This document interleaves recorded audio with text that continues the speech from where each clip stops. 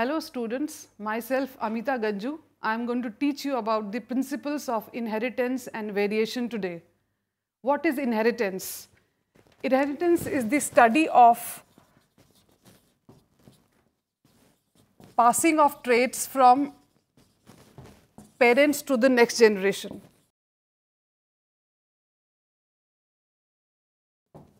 And the branch of biology that deals with the study of inheritance of traits from parents to the next generation is known as genetics.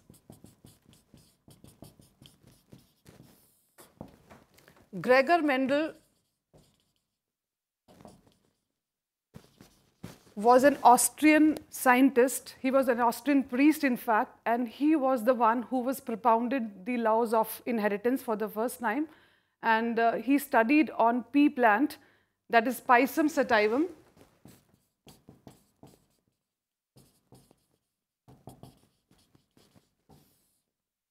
Since he was the first one to propound the laws of inheritance, he is known as the father of genetics.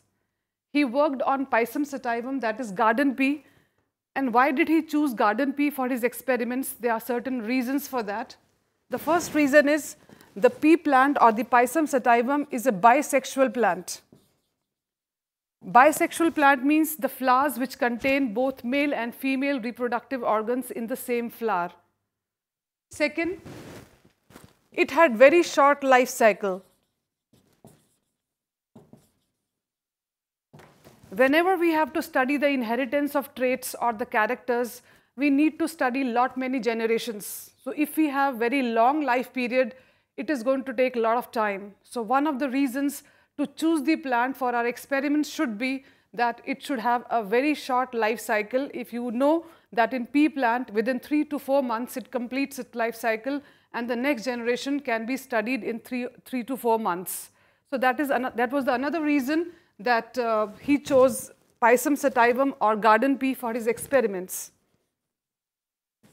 Basically, Pisum sativum is self-pollinated naturally, but it can be easily cross-pollinated.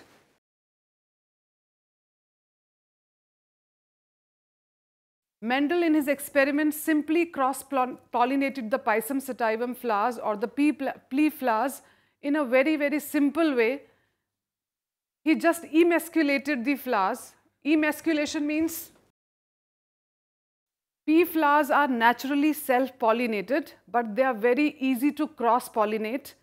And for that purpose, he did the process of emasculation. E stands for removal, masculine means male part. So removal of anthers from young flower when the flowers are still developing and the anthers are very young. Naturally, the pea plants are self-pollinated, they are easy to cross-pollinate. Mendel, in his experiment, emasculated the flowers. Emasculation means removal of anthers from young flowers and then bringing desired pollen grains from the other plant for which we want to cross-pollinate. And this was very easily done. He took a flower and he removed the anthers in the young stage itself. Now this flower was emasculated. E means removal, masculine means male part. So the male part was removed, and then the pollen grains from the desired flower were taken and they were brought to the stigma once it was ready for pollination. Before that, this particular flower was covered with a polythene bag to avoid contamination by other pollen grains or undesirable pollen grains. I just repeat it. The emasculated flower was covered with a polythene bag to avoid pollination by undesirable pollen grains, and then it was brought, the new pollen grains were brought to the stigma whenever the plant was receptive. In this way, he cross-pollinated a number of flowers, and as a result, whatever observations were taken into consideration, those observations were penned down in the form of laws. Mendel was the first one to propound the laws of inheritance. Therefore, he is known as the father of genetics. The laws which he propounded were law of dominance, law of purity of gametes,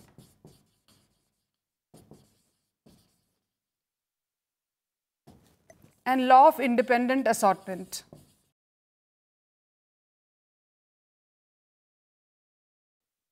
While propounding these laws of inheritance, he chose certain characters in his experiments, and there were 7 characters or 7 traits. One of the traits were dominant and the other one was recessive. Dominant means that trait or that character which appears in the first generation, and recessive is the trait which does not appear in first generation and it hides itself. So that is how during his experiments he chose 7 traits, and out of those 7 traits, one of the form was dominating and another form was recessive. For example, if you consider the height of the plant, some plants were tall and some were dwarf. And when they were cross-pollinated, in first generation, all the plants, 100% plants were tall. As a result, this was decided, it was concluded that tallness is dominating over dwarfness, which is the recessive trait. In this way, he chose 7 traits for his experiments, and out of these traits, one of the forms would be dominating, the other form would be recessive. And one example I gave you for the height, one was for tallness, the other was dwarfness. Similarly, for the color of the flower, some of the flowers were violet and some of the flowers were white. And when they were cross-pollinated using the same process of emasculation, in first generation, all the flowers were violet. This means violet color of the flower is dominating over the white color of the flower. This way, 7 traits were studied by Mendel, and these are known as the basics of the principles of inheritance. Now we shall talk about the law of dominance first.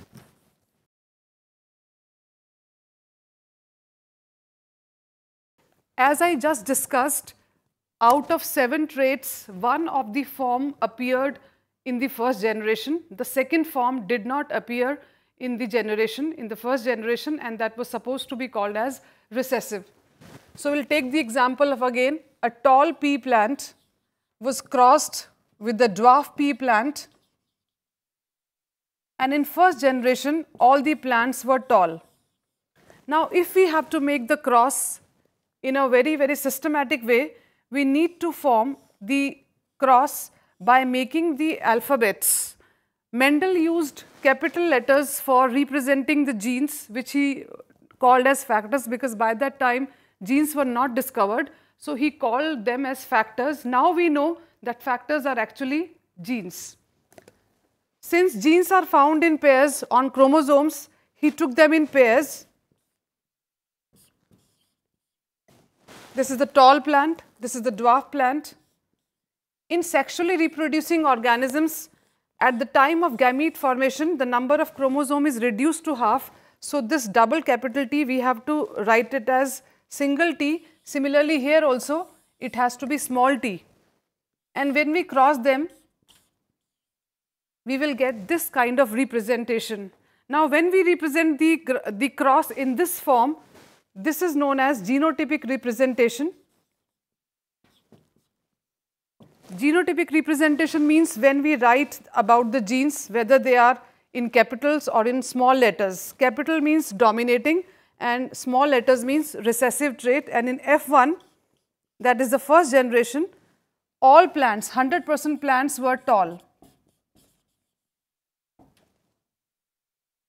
So in this cross, it is very clearly mentioned that out of 2 traits from the parents, only one appeared in the first generation, and here it was tallness. Therefore, tallness is dominating or over recessive trait. We can have many more examples explaining the same law of dominance, where we will see that only one trait appears in the first generation. Both the traits do not appear in the first generation. We can take the example of a pea plant having violet flower. When crossed with a white flowered plant, capital V, small v, small v. When we make the gametes, since reduction division will take place at the time of gamete formation, so the number of chromosome will be reduced to half. And when the gametes fuse at the time of sexual reproduction, this is first generation, all plants will bear violet flowers.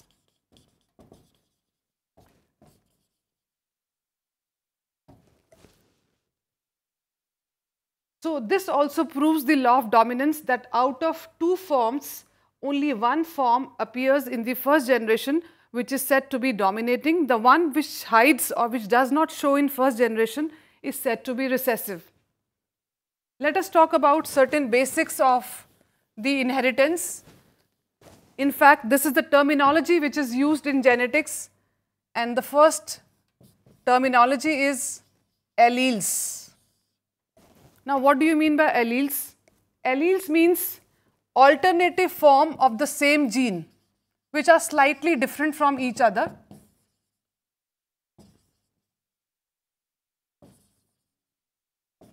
For example, for the height of the plant, there are two alleles. One is the tall allele and the other is the dwarf allele. So alleles means alternative forms of same gene. So if you talk about this particular cross, there are two alleles for the color of flower. One is the violet allele and the other is the white allele. And in first generation, only one allele appears. The second allele does not appear because its exposure, its presence is hidden. So this is the first term which we must know, that is alleles, alternative forms of same gene, and this is one of the examples. We can take the example of flower color also, we can take the shape of the seed as the example, we can take the color of the seed also as an example.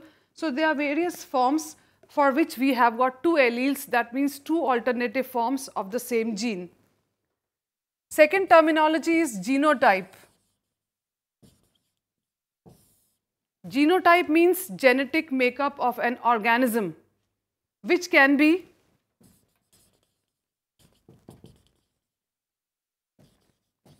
either homozygous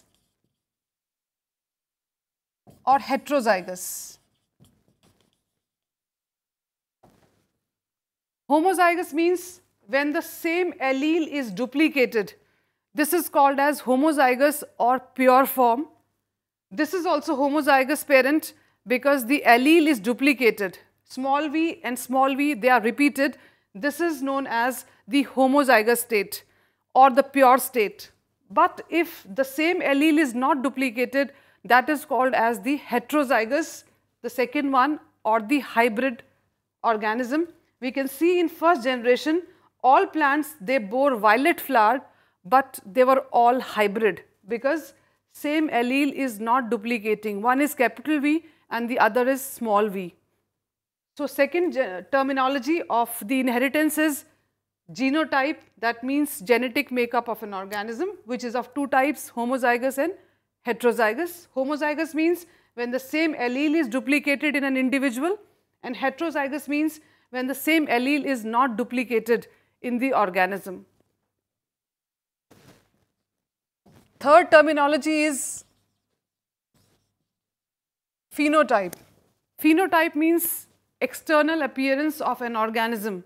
If we happen to see a plant and we describe it, we can say it's a tall plant with green leaves which are oval shaped, it has got red flowers and so many other things which we can simply explain by seeing at the plant. So whatever we see in the plant and we explain externally, that's what is called as the phenotype, that is the external appearance of an organism.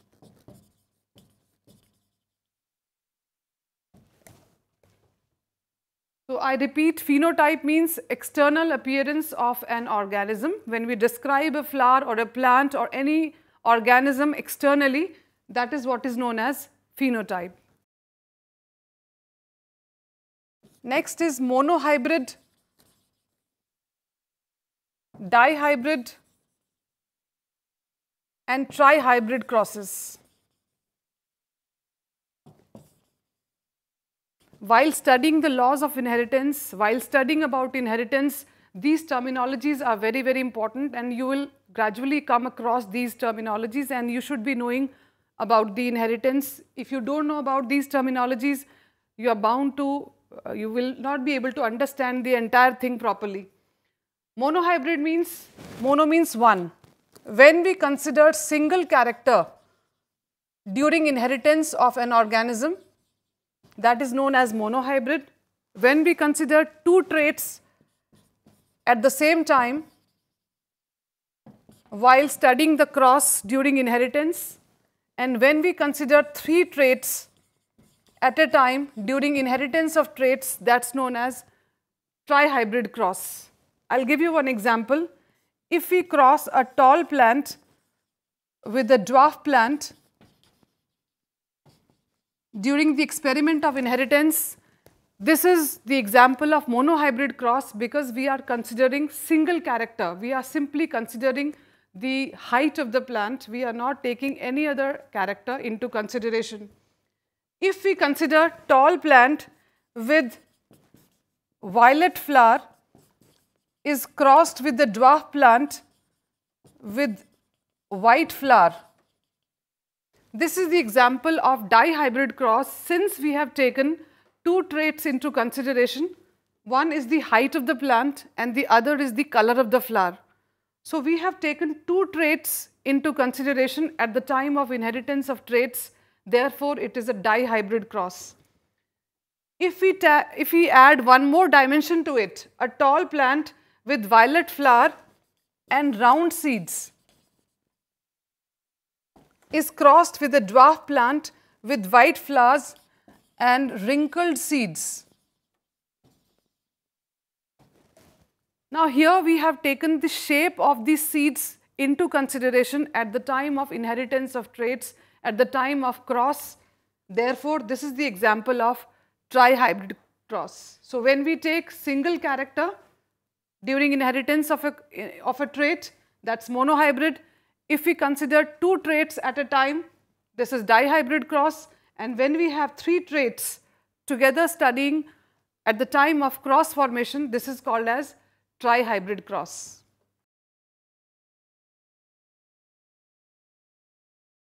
Next terminology is back cross and test cross. If we have F1 hybrid, F1 stands for first generation, we cross it with either of the parents.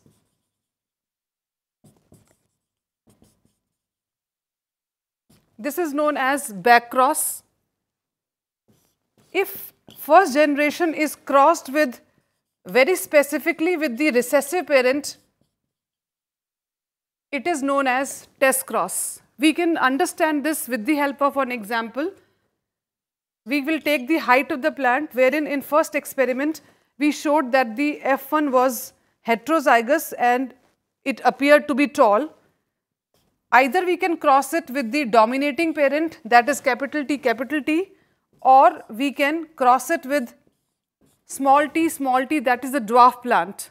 So when F1 hybrid is crossed with either of the parents, that is either capital T, or small t, in both cases these crosses are called as back crosses. But this particular cross with the recessive parent is known as test cross. I repeat, when F1 hybrid is crossed with either of the parents, either dominating parent or recessive parent, these crosses are known as back crosses, but when this is specifically crossed with the recessive parent, it is known as test cross. Now the question arises, why is it called as test cross? What is the reason behind calling it as a test cross? Test cross is called so because it is used to test the genotype of an individual. I'll explain this with the help of one example just now. Before that, I would like to make one statement. After reading about back cross and test cross, can we simply say that all back crosses are not test crosses, but all test crosses are back crosses? So this statement is very important. all back crosses are not test crosses, but all test crosses are back crosses. So if this statement is understood, we have understood the difference between back cross and test cross. I repeat, all back crosses are not test crosses, but all test crosses are back crosses. We can study this in detail with the help of an example.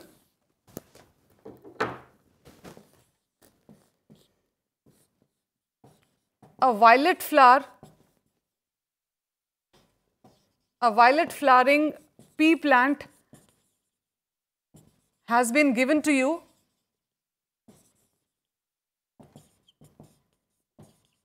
How will you ensure its genotype? So a plant, violet flowering plant, pea plant is given to you, and you have been asked to find out whether it is pure violet or it is hybrid. In other words, whether it is homozygous or heterozygous. So what will you do? As I said, we will subject this flowering plant to test cross, because test cross is used to test the genotype of an individual. So we will subject this violet flowering plant to the test cross and we'll find out the results. Let's see the results. So we can have case 1 and case 2. We can call it as possibility 1 and possibility 2 also. There are two possibilities. We do not know this flowering plant which is given to us, which is violet, either it is homozygous or it is heterozygous. Let's imagine it is homozygous, that is case 1 or possibility 1. Capital V, capital V. So this is first possibility. We assume that it is pure or homozygous. Now it has to be subjected to test cross. Test cross means with recessive parent. Recessive parent means small v, small v. When we make the gametes, we have to reduce the number of chromosomes to half. So we'll make it half. Similarly here also, we'll make it half. As a result, in this case, we will get all violet flowers, all plants bearing violet flowers.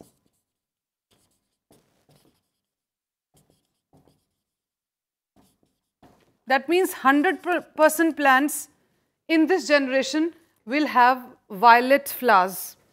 Second possibility is, let's assume the violet flower which is given to us is not homozygous, it is heterozygous. So we write capital V, small v. It is crossed with recessive parent, that is small v, small v. We make the gametes here. Two types of gametes are formed, capital V and small v.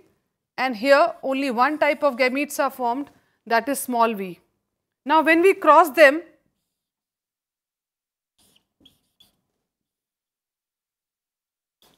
we will see that 50% of the flowers are violet flower bearing plants and 50% are white flower bearing plants. That means the ratio is 1:1. So after subjecting the violet flowered plant whose genotype is unknown to us, we subjected it to test cross. If we find that all plants in first generation are violet flowering plants, that means the genotype of the individual is homozygous, or the violet flowering plant which has been given to you is homozygous in condition. Whereas after subjecting the heterozygous case with the recessive parent, we found the generations, the next generation in the ratio 1:1. That means 50% of the plants were violet flower bearing plants and 50% of them were white flower bearing plants, and the ratio comes to be 1:1, and this proves that the given plant is heterozygous. Now I hope you have understood that if the ratio after test cross is coming 100%, the given flowering plant is pure or homozygous, and if the ratio is 1:1, the given flowering plant is heterozygous. This clearly shows, since test cross is used to find out the genotype of an individual, Therefore, it has been called as the test cross. We may get many kinds of questions based on the test cross. Test cross is used to find out the genotype of an individual, and with the help of this example, you might have understood that in test cross, after the test cross is done, if we have all the plants, 100% plants with violet flowering plants, that means the given plant is homozygous, its genotype is known to us now, and if the ratio comes to be 1:1, that means it is heterozygous or it is hybrid. So today, children, I have told you about the principles of inheritance, the basics, and only the law of dominance, and I hope you have understood. Taru ke fikri kinna? So you have to emulate it and you have to kind of revise it.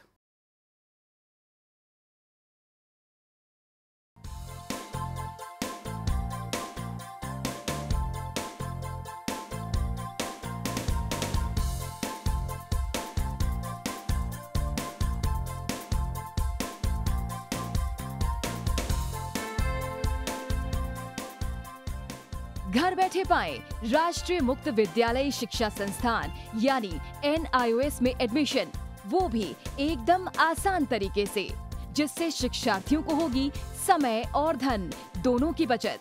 NIOS से शिक्षा कभी भी कहीं भी। शिक्षार्थियों, क्या आप जानते हैं NIOS में एडमिशन लेने का सरल और सुगम तरीका, जिससे शिक्षार्थियों को ऑनलाइन प्रवेश लेने में सहूलियत मिलती है। NIOS में प्रवेश की प्रक्रिया पूर्णतया ऑनलाइन है। शिक्षार्थी घर बैठे इंटरनेट द्वारा प्रवेश के लिए सबसे पहले NIOS की वेबसाइट www.nios.ac.in पर लॉगिन करें। अपना ईमेल आईडी और पासवर्ड डालकर अपना पंजीकरण करें। पंजीकरण के बाद लॉगिन करने पर ऑनलाइन प्रवेश हेतु आवेदन पत्र खुलेगा। आवेदन पत्र को निर्देशानुसार भरें और प्रिंट आउट लें। इस प्रिंट आउट पर अपनी फोटो संलग्न करें। ऑनलाइन प्रवेश के लिए शुल्क हेतु भुगतान के तरीके हैं: क्रेडिट कार्ड के द्वारा, डेबिट कार्ड के द्वारा, राष्ट्रीयकृत बैंक के ड्राफ्ट के माध्यम से, जो कि सचिव NIOS नई दिल्ली या नोएडा के पक्ष में देय हो।